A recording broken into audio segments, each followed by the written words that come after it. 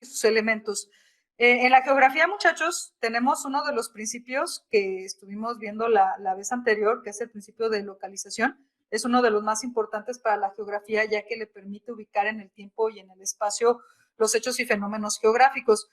Nada más recordando que un hecho geográfico es un acontecimiento que tiene una larga duración en el tiempo, como el movimiento de los continentes o que se haga una cordillera, un río, cosas de ese tipo.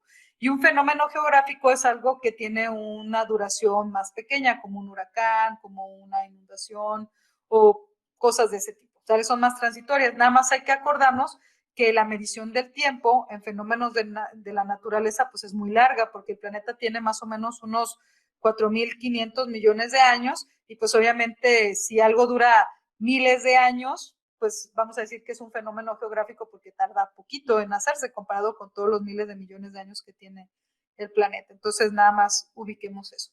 Bueno, para la geografía, el uso de los mapas o hacer una representación gráfica de qué características tiene el espacio geográfico, o sea, el paisaje, o la representación de cosas que nosotros como seres humanos hacemos sobre la superficie de la Tierra, pues ha sido una necesidad desde siempre.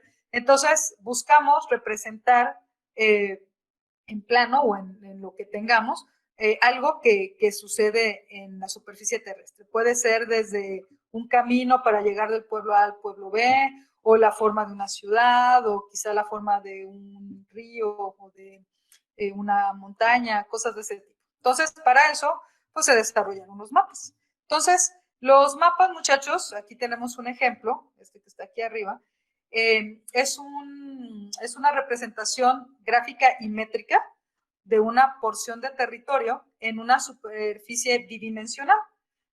Como por ejemplo, se utilizan círculos y líneas imaginarias como los meridianos y los paralelos para poder generar pues, la representación del lugar. Obviamente que antes de que existieran estos círculos y líneas imaginarias, pues se hacían los dibujos sobre lo que se pudiera, pieles de animales, sobre rocas o a veces hasta dibujados en el suelo.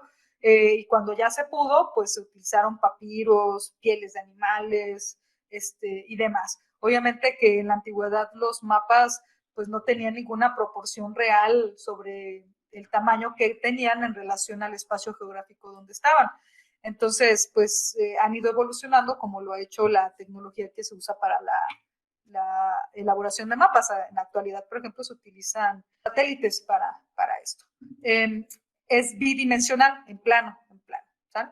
Ahora, no es la única manera de hacer representaciones de la superficie terrestre, también están los globos terráqueos. Los globos terráqueos, como este que está aquí, pues es una representación ya más realista de lo que es la superficie terrestre, porque guarda la forma que tiene el planeta, que es vamos a ponerle ahorita, que es esférica, ¿sale?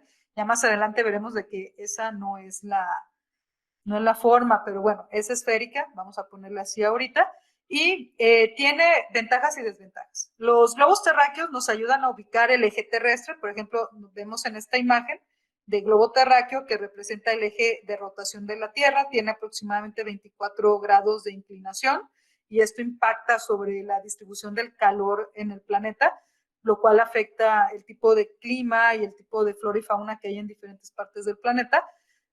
También tenemos que el globo terráqueo pues, nos permite ver de una sola mirada la mitad del planeta, o sea, todo un hemisferio o toda una mitad del planeta de un jalón, cosa que no se logra totalmente con los mapas. También no hay una deformación en cuanto a la presentación del tamaño de los países o de la superficie terrestre que se está presentando en un globo terráqueo. Pero tiene la desventaja de que como tiene que representar a todo el planeta en una esfera tan pequeña, pues obviamente detalles no se van a ver. O sea, usualmente nomás se manejan dos tipos de globos terráqueos. Los de división política y los países muy pequeños no van a aparecer o van a aparecer con un numerito o algo, o los que representan la orografía, o sea, cadenas montañosas, la distribución de flora y fauna, pero no más, o sea, desiertos, partes verdes y azules y tal. Entonces, bueno, lo que más se usa para el estudio geográfico, pues son obviamente los mapas. Ahora, hay muchos tipos de mapas, ¿sí? Hay mapas que representan cuestiones económicas o mapas que representan cuestiones sociales, culturales, hay mapas naturales que representan fenómenos de tipo natural. Ahora, el tipo de mapa, muchachos, o los mapas tienen muchos elementos en diferentes organizaciones públicas y privadas para representar de forma gráfica la información que obtienen, pues tienen una serie de elementos que son básicos pues para todos los mapas. Entonces aquí están. Tiene, por ejemplo, un título, que sería el que te va a decir cuál es el contenido del mapa. Tiene una escala, la escala aquí está, puede ser una barra, como esta que está aquí, es una escala gráfica, o puede tener unos números que nos van a dar la proporción. Esa se llama escala numérica. La escala numérica nos va a decir cuál es la escala en cuanto al mapa y la superficie real. Si es un mapa de 1 a 10,000, de 1 a 500, de 1 a 100,000, depende pues del tamaño real que tiene la superficie que estamos representando. Tiene la cuestión de orientación, por ejemplo, en este ejemplo viene representado con este triangulito, donde te está marcando pues dónde está el norte. ¿Sale? Si hay algún mapa que no lo tenga, se va a sobreentender que la parte de arriba representa el norte, pero esto no siempre es así. Hay algunas flechitas que están movidas para que nosotros ubiquemos pues dónde está el norte, pero y la simbología es este cuadro o tabla que debe de tener todos los mapas para que te diga cuál es el significado de todas las líneas, colores, manchas o monitos y demás que aparecen en el mapa. Entonces son los elementos básicos de los mapas. Ya así con un poquito más a detalle, la orientación, pues en el pasado se sacaba con brújulas y se sacaba con octantes y septantes, siguiendo las estrellas y toda esta complicación. Ahorita ya nomás abrimos nuestro celular y le apretamos Google Maps o el que ustedes quieran, el Waze, lo que sea, y ya nos va a orientar perfectamente la posición de determinado lugar y ya no tenemos que sufrir con eso. O sea, paramos de sufrir con eso. Es la orientación, ¿sale? Las escalas, como les comentaba, hay de dos tipos, las gráficas y las numéricas. Las gráficas aparecen así, pueden tener diferentes colores, pero siempre va a tener blanco, blanco con negro, con azul, con rojo, con verde, dependiendo de cómo lo haya querido representar el que hizo el mapa. Y representan kilómetros, por ejemplo, de este pedacito representa 500 metros y los unos representan kilómetros, entonces ya sabemos que si yo agarro algo para medir, yo ya sé que esta superficie del mapa representa 1 kilómetro o 2 o metros o lo que sea. Y la escala numérica es la que les decía, o metros, y esta de acá, que es la numérica, pues representa lo que sería las proporciones, ¿sí? O sea, cada unidad o centímetro o lo que sea representa la proporción, no es una medida de metros, ni kilómetros, ni nada por el estilo, ¿sí? Bien, entonces, sí, la representación gráfica no tiene mayor ciencia, son símbolos, curvas de nivel, colores, trazos, aquí vienen algunos ejemplos, ustedes seguramente ya los han visto en sus, por ejemplo, en Google Maps o en Waze, que aparece mucha simbología y ahí les va diciendo qué representa. Así que siempre que aparece un globito, una cosita, pues ustedes ya saben qué representa. ¿Sale? Bien. Lo debe de tener todo mapa que se respeta porque tú no puedes aventar colores o no puedes aventar simbolitos sin decir a la gente qué representan, si no, no se va a poder entender tu mapa. Muy bien. Bueno, con eso terminamos lo de los elementos de los mapas. Ahora vamos con las proyecciones. Estas proyecciones tienen que ver con el sistema de paralelos y meridianos.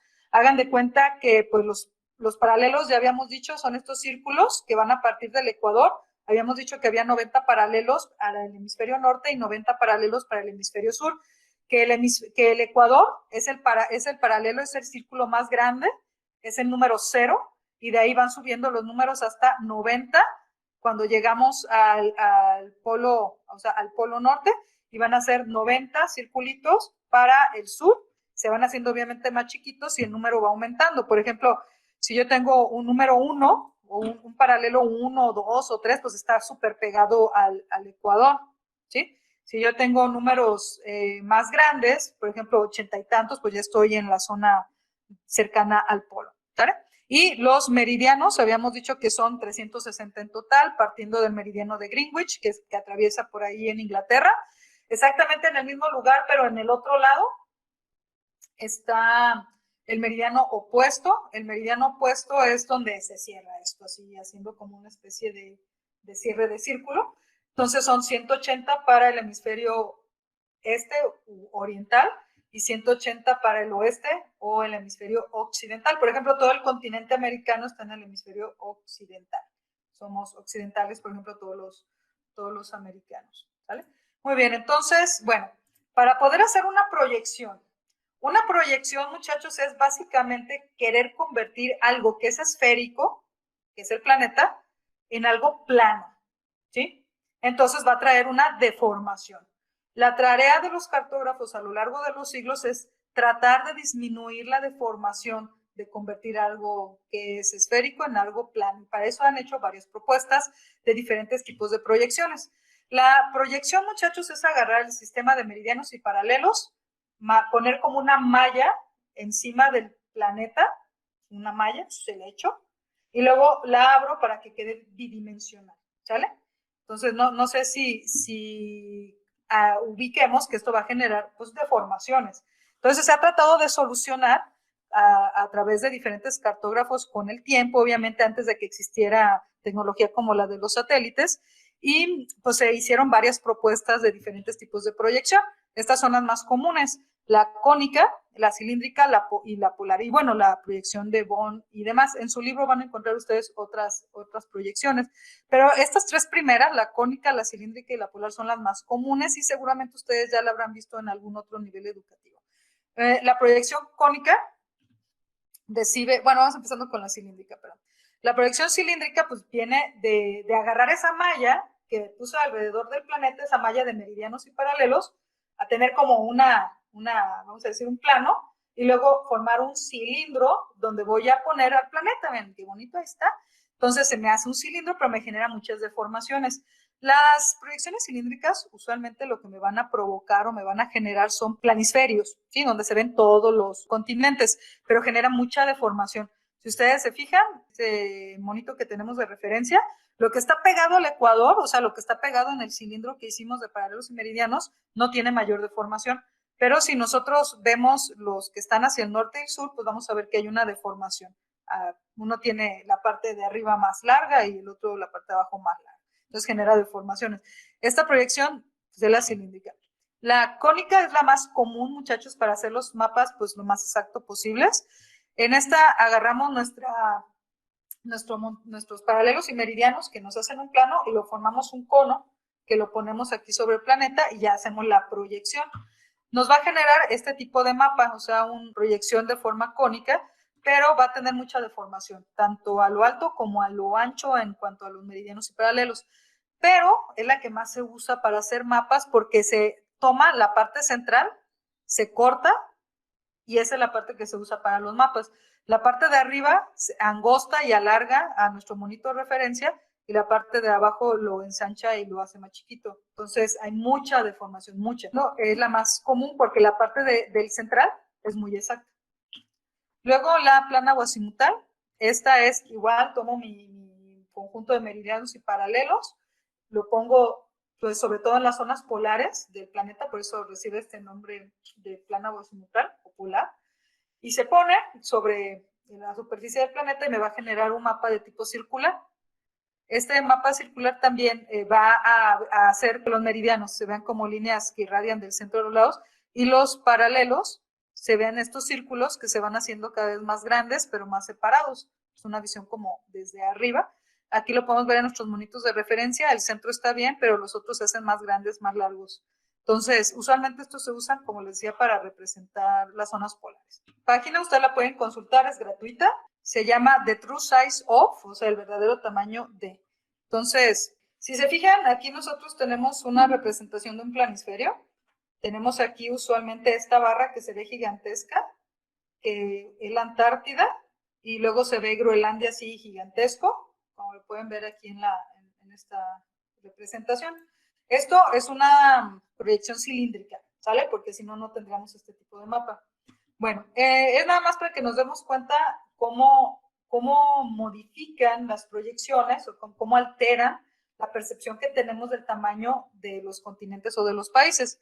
Entonces, se escribe aquí en esta barra que está, por ejemplo, vamos a poner Groenlandia. Obviamente esto está en inglés, así que pues, se pone Groenlandia. Aquí ya no lo marca, creo que lo puedan ver.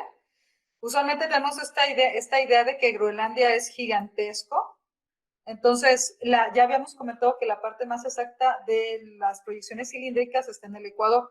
Entonces, si nosotros jalamos con esta página Groenlandia, si se fijan, se va haciendo más pequeño.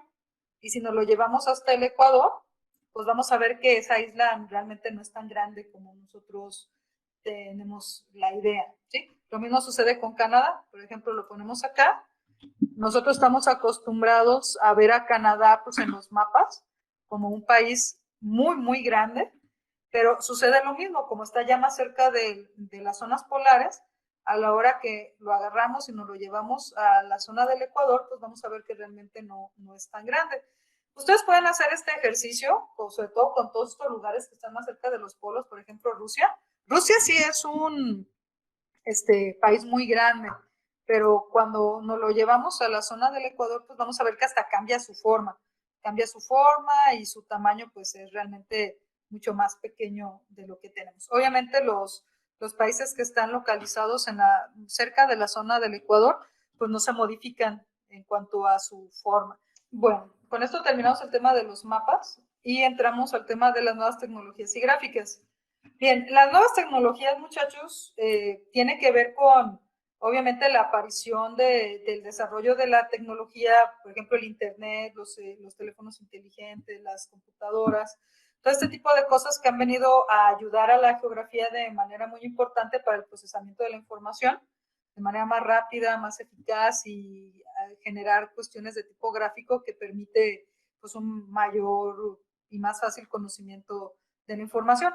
Antes, por ejemplo, si yo quería sacar una fotografía aérea, tenía que rentarme una avioneta o rentarme un helicóptero para poder hacer tomas aéreas. Y ahora basta con que me compro un dron que tenga una camarita y yo ya puedo, de manera muy simple, hacer, por ejemplo, una fotografía aérea. ¿Sí?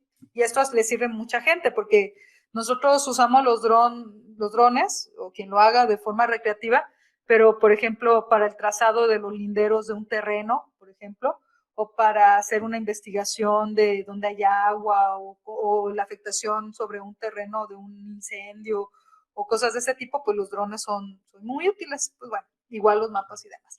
Entonces, bueno, aquí tenemos tablas, gráficas y mapas, son herramientas que utiliza la geografía para, pues, poderle, pues, vamos a decir, facilitar al público en general y, pues, también a los geógrafos la información. Por ejemplo, a través de una tabla estadística se puede manejar tablas y tablas llenas de información, pero pues eso hace muy complicado su entendimiento, por eso sirven también las gráficas.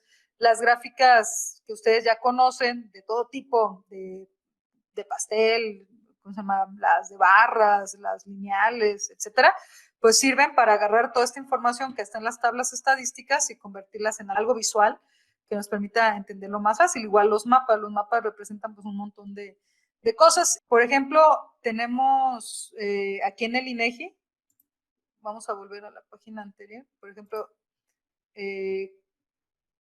estas gráficas que nos van permitiendo, por ejemplo, esta es una de ingresos. Miren, por ejemplo, esta está actualizada a junio del 2020. Si ustedes se fijan, esta gráfica empieza en el 2008 y va aquí en junio del 2020. En cuestiones de comercio, esto es por comercio. Características de las casas, por ejemplo. Aquí nos va dando gráficas, ¿sí? Muchas gráficas sobre la población en hogares con jefatura masculina y con jefatura femenina, ¿sí? Por ejemplo, han ido aumentando las casas donde el jefe de familia es mujer, y vienen las tablas. El siguiente tema es el de las nuevas tecnologías.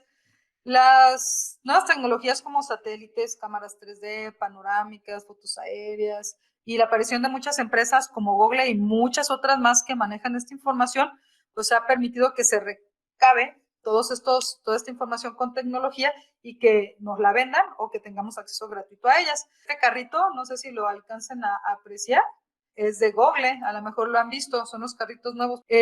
A lo mejor por ahí los han visto porque transitan en nuestro país libremente, tenemos un acuerdo con ellos de compartir información. Entonces, todo lo que saque Google Maps se lo da al gobierno a cambio de que le permita transitar por la ciudad. Hay países que no permiten que pase esto, pero nosotros sí, por eso podemos usar tan fácilmente Google Maps y otras cosas para que nosotros podamos pues utilizar la paquetería de esta empresa. Entonces, pero aquí podemos ver toda la tecnología que utilizan. Son cámaras 3D y cámaras panorámicas que nos van a permitir ingresar a la paquetería de esta empresa y, por ejemplo, tener el Google Maps, el Street View. También están los drones, como les comentaba, que están con cámaras de todo tipo que se requieran. Cámaras sencillas, panorámicas, 3D, cámaras de video, o de lo que se necesiten, sensores de calor o que pueden ver en la oscuridad o lo que sea que se requiera que haga el dron. La geografía se ayuda mucho de diferentes software, por ejemplo, de este que vimos de TrueSize y muchísimos otros paqueterías. Por ejemplo, para hacer gráficas y estadísticas, pues está Excel. Entonces, la tecnología ha ido evolucionando, pues la geografía hace uso de ello. Entonces, ¿qué es el Google Earth? Probablemente por ahí ustedes lo hayan trabajado. De hecho, es una herramienta geográfica muy, muy buena y también su versión gratuita es muy, vamos a decir, útil para nosotros. Hay una aplicación que se llama Google Earth y ustedes lo pueden ver así. Es muy fácil, si ustedes no la conocen, se las presento. Tiene 2 barras para poder manejar información, geográfica o no, pues ya dependiendo de cómo lo quieran usar. Viene acá arriba para medir, agregar marcas, para agregar un polígono. Por ejemplo, de que yo salgo a correr, le doy vueltas a tal unidad deportiva, pues, y no sé cuánto corro, bueno, pues entonces puedo agarrar aquí y puedo trazar el polígono y ya me dice cuál es el área o cuáles son los metros lineales que tiene. Si yo me dedico por ejemplo, a la elaboración de planos, o soy arquitecto o lo que sea, puedo también meterme a Google Earth y saber el tamaño de mi terreno en superficie o en lo que sería el perímetro, y puedo ver un poco de cómo está el terreno. También da algunas cosas que tienen que ver con curvas de nivel y demás, pero obviamente pues, no es un programa exactamente para eso, pero es muy útil si yo quiero saber cómo es la forma de un terreno, o de tal punto a tal punto, etcétera. También tiene muchas funciones, pero bueno, también no solamente se limita a presentar al planeta, también podemos ver constelaciones. Eso ya no le interesa a la geografía, obviamente, porque no sucede en la superficie de nuestro planeta, pero a los que les gusten estos temas pueden ver galaxias, estrellas y cosas de ese tipo. También viene el planeta Marte. Aquí está, con fotografías que han sacado las sondas y los telescopios que están instalados en el espacio. Y también podemos ver a la Luna. Como les digo, lo que está fuera de nuestro planeta no es de interés de la geografía, pero pues aquí están, así que pues al que le interese el tema también lo puede checar de allí, ¿sale? Pueden ver los cráteres y demás. Pero bueno, volviendo a la Tierra, que es lo que nos interesa, geográficamente hablando, pues nos va a hacer una presentación digital de un globo terráqueo. Nosotros lo podemos manipular libremente, podemos ver la parte de la Antártida, por ejemplo, el polo sur, podemos ver el polo norte, ¿sí? Aquí está el polo norte, podemos ver cómo confluyen todos los continentes allí, podemos ver el tamaño del océano Pacífico, es casi todo un hemisferio, y por los colores, pues podemos ver las profundidades, podemos ver la orografía, etcétera, distribución de la vegetación. Nos podemos acercar y como aquí está marcadas las fronteras y etiquetas en este lado, yo se las puedo quitar o se las puedo poner dependiendo de lo que yo necesite y por lo que haya consultado esta base de datos.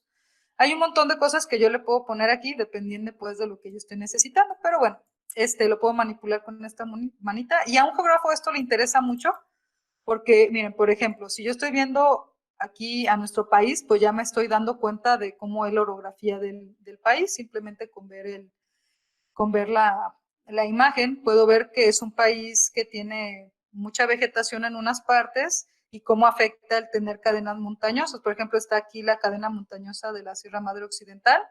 Aquí está la Sierra Madre Oriental y puedo ver que en medio genera zonas desérticas y que esto facilita o no la distribución de la población. Por ejemplo, si nosotros nos ponemos a pensar dónde vive la mayoría de la población del país, pues va a vivir en las zonas más templadas, con agua, con vegetación, o sea, en toda esta zona media del país. La minoría de la población pues vive en las zonas desérticas, porque pues, ¿quién va a querer ir a vivir donde no hay recursos? Bien, nosotros podemos acercar,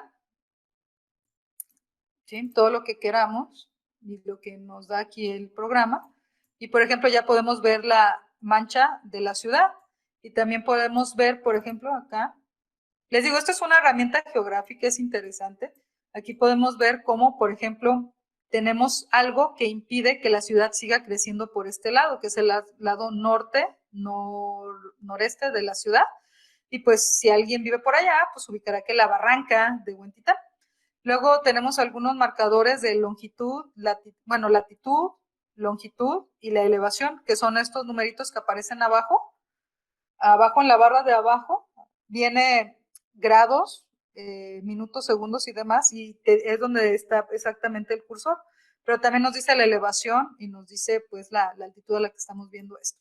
Bueno, vamos a irnos o sea, nosotros a través de esto pues podemos ver la forma que tiene la ciudad y algunas características de su orografía. Por ejemplo, aquí están estas zonas montañosas, también por acá se ve toda esta zona montañosa. Si alguien ha ido a Chapala, pues sabrá que hay que atravesar estas montañas para llegar al lago, desde aquí, desde la ciudad. Nos vamos acercando y aquí nosotros pues podemos ver algunas zonas rurales, podemos ver la densidad de la población. Nos vamos acercando aquí y ya van apareciendo cosas que se nos hacen más familiares. Por ejemplo, aquí hay algo que provoca que no haya casas, y pues es el Cerro del Cuatro. Luego podemos ver aquí otra mancha que hace que no haya casas, y es el Cerro de Santa María, que está junto a la escuela, y este es el Cerro del Tesoro.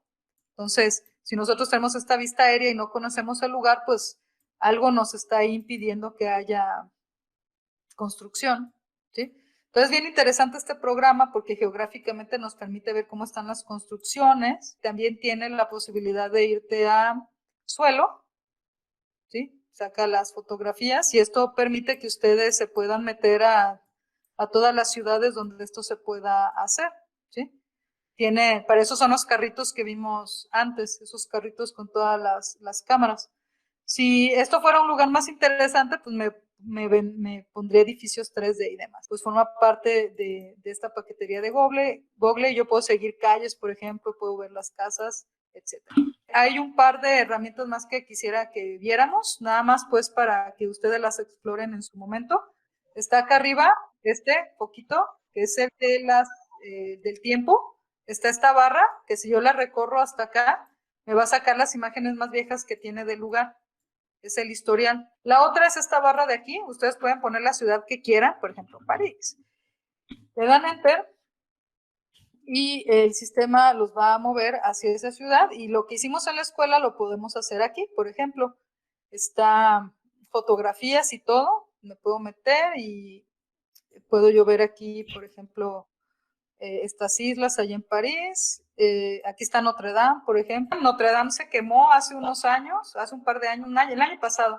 Entonces aquí se puede ver la afectación, no hay techo de madera y está cubierto todas estas lonas de las cuestiones de trabajo. Entonces, por ejemplo, si nosotros nos metemos y hacemos Street View, nos va a meter y nosotros vamos a poder ver cómo estaba antes, pues, con la gente y demás. Ahí se puede ver. Y esto lo pueden hacer en todas las ciudades donde los países permitan a Google hacer esto. Y por último, ahora sí ya de veras por último, tiene, por ejemplo, imágenes. Ustedes le pueden poner todo lo que quieran ver. Por ejemplo, esas que parecen camaritas, son fotografías que la gente mete y ustedes pueden pues verlas. Un programa que tiene muchísima información, les permite conocer muchos lugares. La geografía pues son programas muy útiles, y un montonal de otros temas más. ¿Vale? Con esto estaríamos terminando entonces el tema, muchachos.